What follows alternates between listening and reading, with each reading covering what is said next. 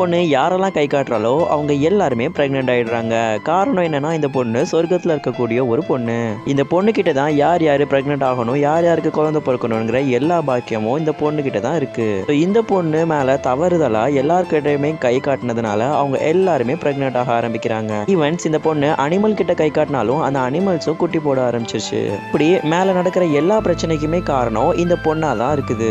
இதுக்கப்புறம் என்ன ஆகுங்கிறத பாக்குறதுக்கு முன்னாடி உங்களுக்கு இந்த வீடியோ பிடிச்சிருந்தா வீடியோக்கு லைக் கொடுத்துட்டு உங்க சேனல்ல வீடியோ பார்க்குற 100% பீப்புள் சேனலை சப்ஸ்கிரைப் பண்ணாம தான் பாக்குறீங்க. ஸோ மறக்காம சேனலை சப்ஸ்கிரைப் பண்ணிட்டு தொடர்ந்து வீடியோவை பாருங்க. எல்லாரும் இந்த குட்டி பொண்ணையை கூட்டிட்டு வந்துட்டு அந்த மாஸ்டர் கிட்ட வந்து கம்ப்ளைண்ட் பண்றாங்க. இதனால மாஸ்டர் ரொம்பவே கடுப்பாயிடுறாரு. இந்த பொண்ணுக்கும் பனிஷ்மெண்ட் கொடுக்கணும்னு நினைக்கிறாரு. இந்த பொண்ணு கிட்ட உண்மையா யாருக்கு குழந்தை வேணுமோ அப்படிப்பட்ட ஒருத்தவங்களை நீங்க கண்டுபிடிக்க இந்த பொண்ணுக்கு தண்டனை கொடுக்குறாரு. ஸோ இந்த பொண்ணும் தண்டனை நிறைவேற்றுறதுக்காக பூலோகத்துக்கும் வருது. பார்த்தா இங்க ஒரு சிஓ பொண்ணு சாமி கிட்ட வேண்டிட்டு இருக்கிறா தனக்கு குழந்தை வேணும்னு. இந்த பொண்ணுமே அந்த சிஓக்கு முன்னாடி போய் நின்றுட்டு அந்த சிஓ வயத்துல இருக்கிற எல்லா பிளாக் எனர்ஜியுமே அழிக்குது. இந்த சிஓ கிட்டயுமே நான் தான் குழந்தை கொடுக்குற கடவுள், நீங்க இவ்வளவு நேரமா வேண்டிக்கிட்டு இருக்குது ஏன்டதான் வேண்டிட்டு இருக்கீங்க அப்படின்னு சொல்லி கேட்டுட்டு இருக்கு. பட் இதெல்லாமே கேட்டுட்டு இந்த சிஓக்கு கொஞ்சம் கூட இந்த பொண்ணு மேல நம்பிக்கையே கிடையாது. நான் உன்னை என் வீட்டுக்கு கூட்டிட்டு போறேன்னு சொல்லிட்டு அந்த சிஓவும் அந்த குட்டி பொண்ணை அவங்க வீட்டுக்கு கூட்டிட்டு போறாங்க. பார்த்தா அவங்க வீட்டுல நிறைய பேட் எனர்ஜிஸா தான் இருக்கு. அங்க இருக்கிற எல்லா பேட் எனர்ஜியுமே இந்த குட்டி பொண்ணு வீட்டை விட்டு அடிச்சு வெளியே துரத்தி விட்டுறா. அதுக்கப்புறம் கொஞ்ச நேரத்துல இந்த பொண்ணுடைய மாமியாரும் அவங்களுடைய நானியும் வராங்க.